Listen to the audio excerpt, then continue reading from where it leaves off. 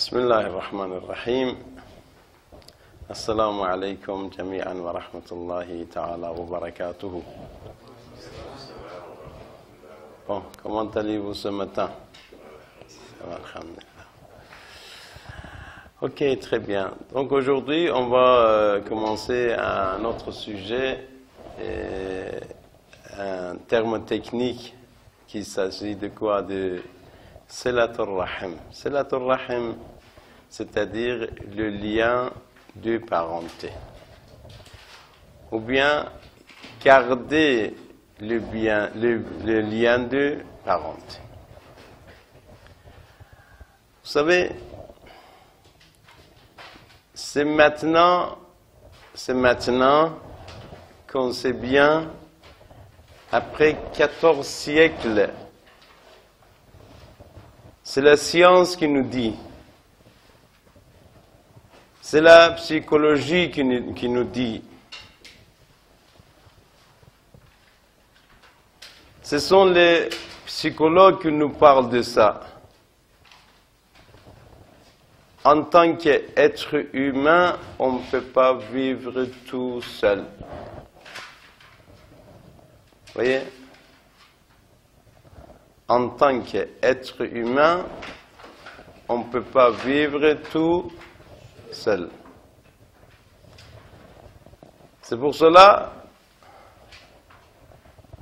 dans les prisons, normalement, il y a une partie publique, il y a une partie, on dit privée ou bien individuelle. Ce sont des cellules pour une personne. Si quelqu'un fait bêtise, embête les gens, ou bien observe pas la loi, les règlements des prisons, on le met quoi?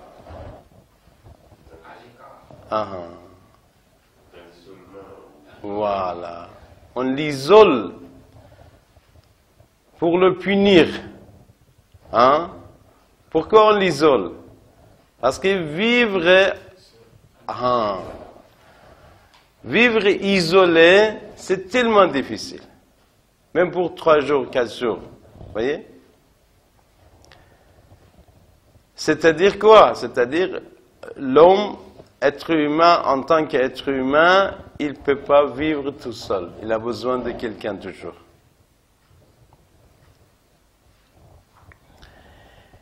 Et même les gens qui vivent tout seuls, isolés des autres,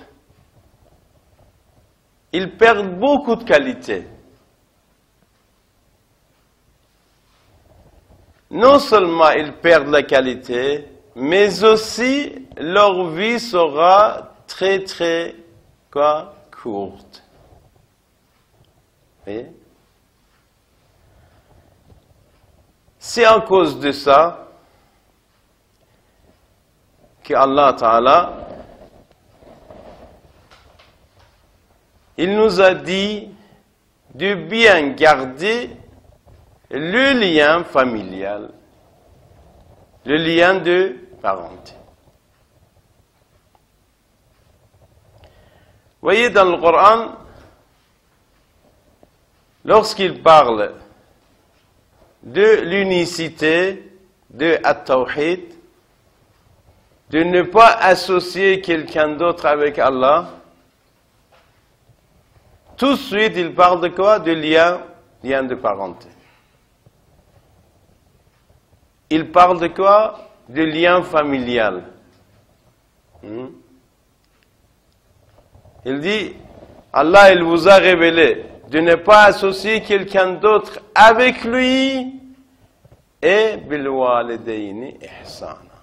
Soyez bienfaisants vis-à-vis de quoi? Des parents. Vous voyez? Alors, l'islam, c'est la religion de la sagesse. L'islam est une religion sage. Tout ce qu'il a fait, tout ça est basé sur la sagesse. Tout ce qu'il a fait est basé sur la sagesse. Donc, selon l'islam, il faut bien garder le lien familial, le lien parenté. Ce qu'on appelle quoi? Silatur Rahim. Silatur Rahim, c'est-à-dire le lien de parenté, ou bien garder le lien de parenté. Bon.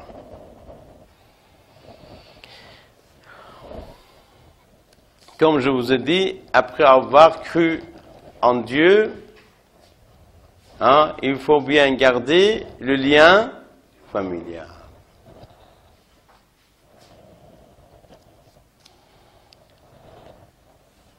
Alors, et c'est une obligation religieuse, c'est une obligation. C'est un devoir religieux, c'est une obligation religieuse de garder quoi? Le lien de parenté. Même nous avons un hadith qui dit: rends visite ta famille. Garde bien le lien de parenté. Même s'il nécessite 1 an de voyage. Voyez?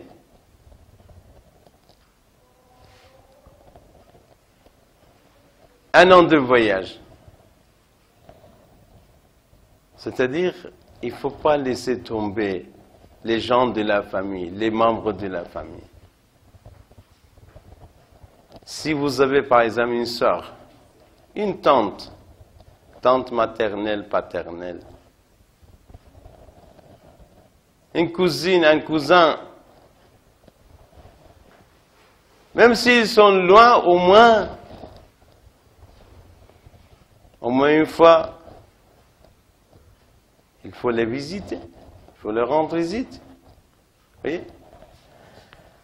Alors, il ne faut pas laisser tomber. Chez nous, il y avait un type qui avait trop de problèmes. Trop de problèmes dans la vie. Et après, vraiment, il était dans un cas vraiment catastrophique. Il consulte un homme pieux, un savant. Il dit, voilà, c'est ça ma situation. Vraiment, je suis dans un cas catastrophique, problématique. Il dit, pourquoi, tu sais pourquoi tu es dans ce cas-là? Il a dit, non, je ne sais pas vraiment. Il a dit, est-ce que tu veux vraiment une solution? Il a dit, oui, je cherche une solution pour mon problème. Il a dit, tu sais ce que tu as fait?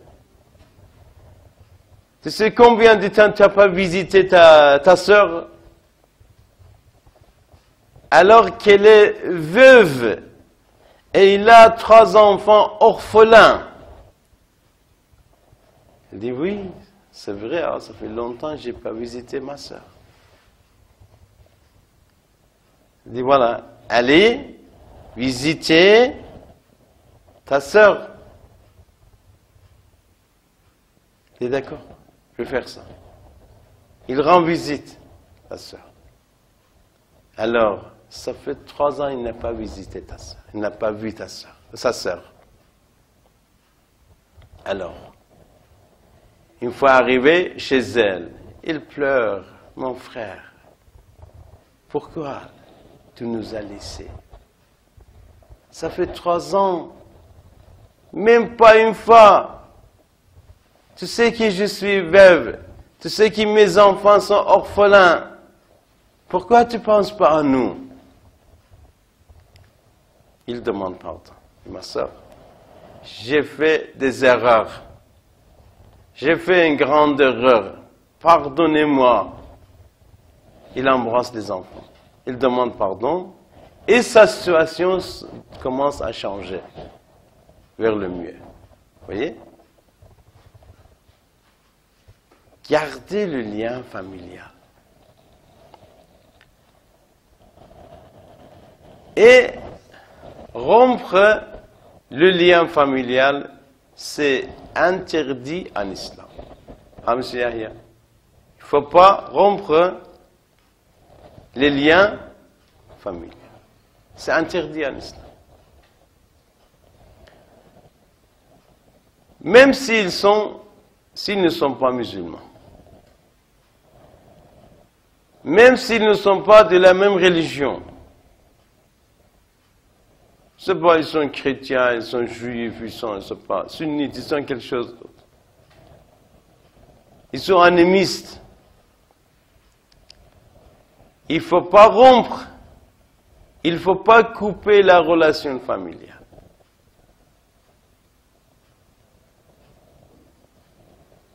Même à l'époque de Rasulullah sallallahu alayhi wa sallam, les gens ils demandaient à Rasulullah, vous savez, nous avons converti en islam, mais nos parents, les membres de la famille, ils ne sont pas musulmans. Qu'est-ce qu'on doit faire? Est-ce que je dois rompre, je dois couper la relation? Rasulullah, il a dit non, pas du tout. Il ne faut pas rompre, il ne faut pas couper la relation familiale. Tu vas visiter ta mère. Tu vas visiter ta mère. Tu vas visiter quoi? Ton père. Il ne faut pas couper la relation. Il ne faut pas rompre.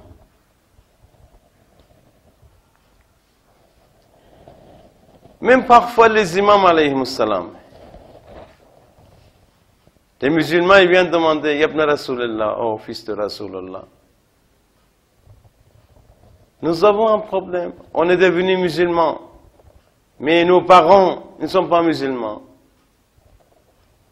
Quelqu'un qui demande à l'imam, qu'est-ce que je dois faire? Ma mère n'est pas musulmane. Il a dit, c'est pas grave. Tu es musulman, mais tu ne dois pas rompre, tu ne dois pas couper la relation familiale. Très important ça.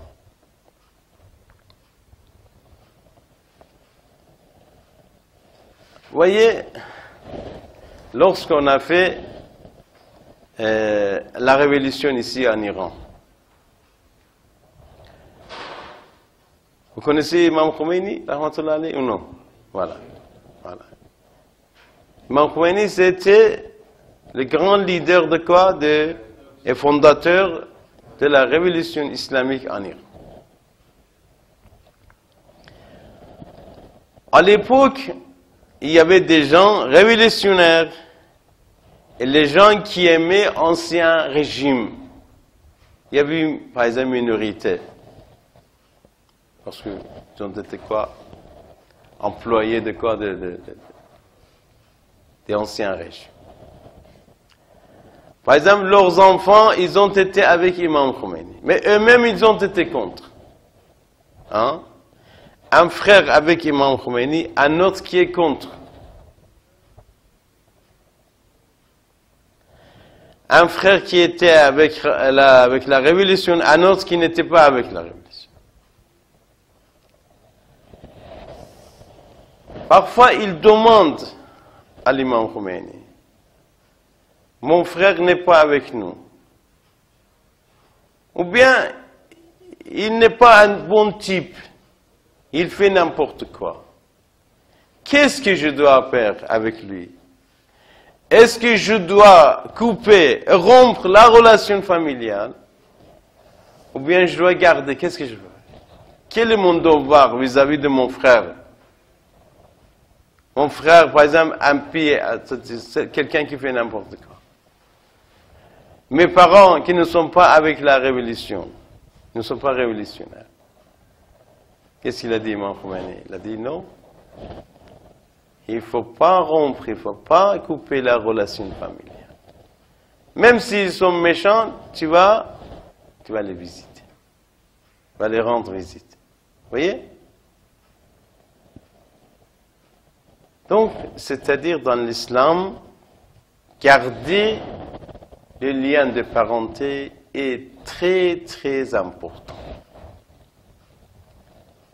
Et là-dessus, il y a une grande sagesse quand même. Là-dessus, il y a une grande sagesse. Il y a un grand intérêt dedans, intérêt spirituel, et intérêt quoi? Même physique, matériel aussi.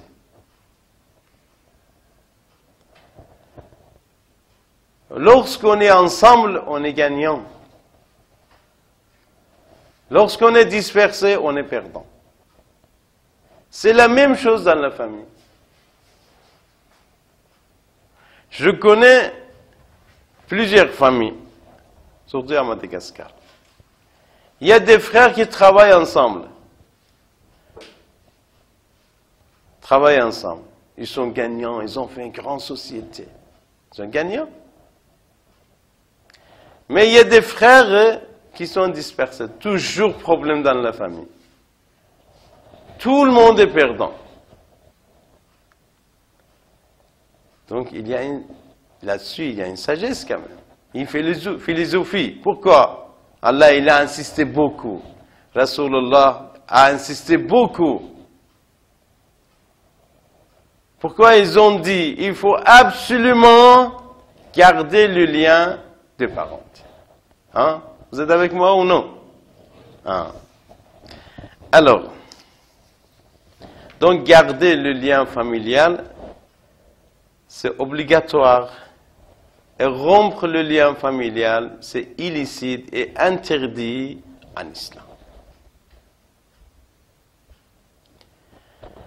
Alors, même,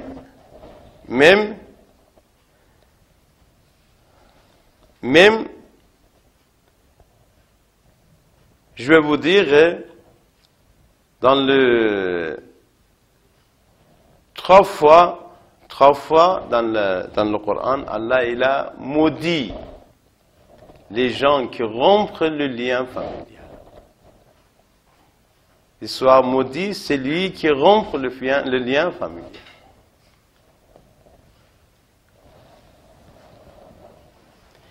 Et vous savez, il y a deux genres de quoi? Des péchés. Il y a des péchés majeurs, il y a des péchés mineurs. C'est qu'on dit en arabe, ad-dhunub al-kabira. Dhunub, c'est le pluriel de dhamb. Dhamb, c'est-à-dire péché. Al-kabira, c'est-à-dire grand et majeur. Et les péchés, petits péchés ou bien les péchés mineurs, c'est-à-dire les péchés qui ne sont pas trop graves. Et rompre le lien de parenté fait partie de quoi? Des grands péchés. Alors,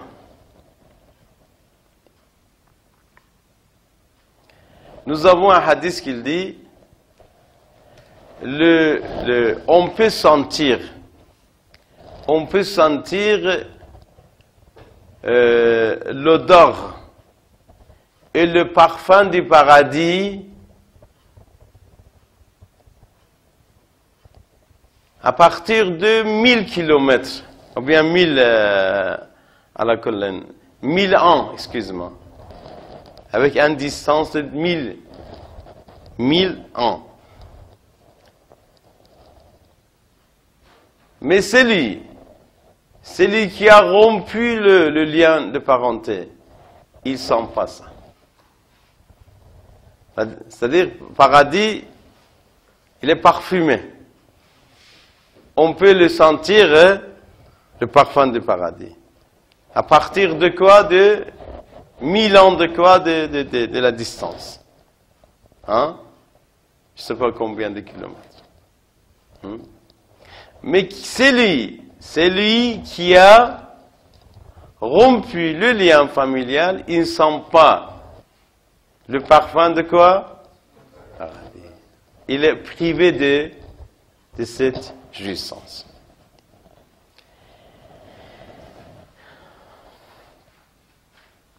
Maintenant, tout d'abord, on va parler de l'importance du lien de parenté, tout d'abord. Et après, effet du lien parenté. Et ensuite, effet négatif de rompre du lien parenté. Et quelles sont les causes de rompre quoi? Lien parenté. Ce sont des sujets qu'on va aborder. Maintenant, c'est quoi l'importance du lien parenté, lien de parenté? Il y a un verset coranique, Surat al-Baqarah, deuxième sourate, verset 83. وَإِذْ أَخَذْنَا مِيثَاقَ بَنِي إِسْرَائِيلَ لَا تَعْبُدُونَ إِلَّا اللَّهَ وَبِالْوَالِدَيْنِ إِحْسَانًا وَذِي الْقُرْبَى. C'est-à-dire, on a fait engager les enfants d'Israël.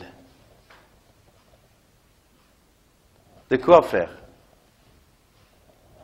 De adorer Allah. Et deuxième chose, de garder bien le lien de parenté. Et faire, et d'être bienfaisant vis-à-vis des parents, papa et maman.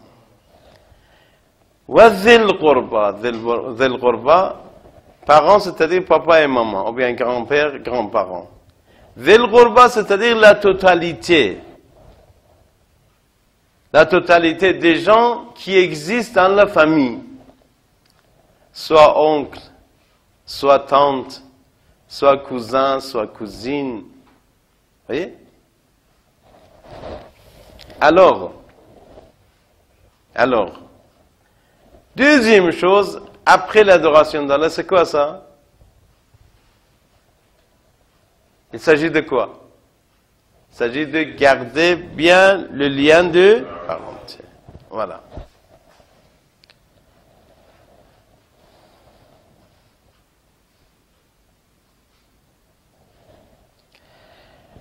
Rasulullah sallallahu alayhi wa alihi wa sallam. ألا أدلكم على خير أخلاق الدنيا والآخرة. Vous voulez que je vous montre le meilleur comportement d'ici-bas et de là? Voyez?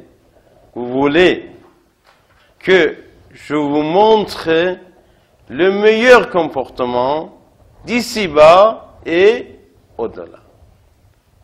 C'est une question de la part de la Rasulullah. Les gens, ils ont dit, قالوا بلا. Oui, ya Rasulallah, on aime bien ça. C'est quoi le meilleur comportement? D'ici-bas et de là. Il a dit, قال من وصل من قطع. Le meilleur comportement est rétablir le lien de parenté avec celui qui a rompu le lien de parenté. C'est vrai, c'est pas facile. Quelqu'un qui nous jette, quelqu'un qui rompt le lien familial. C'est vraiment difficile d'aller le voir.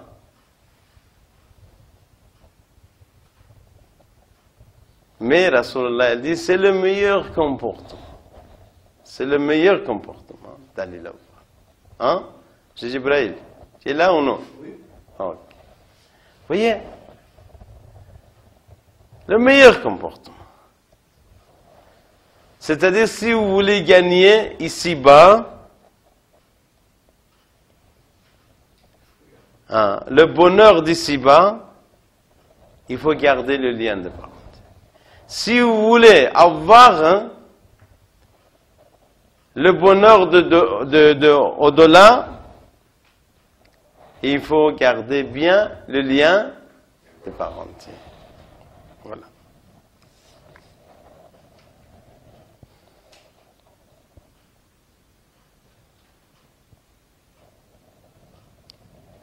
Imam Reza alayhi salam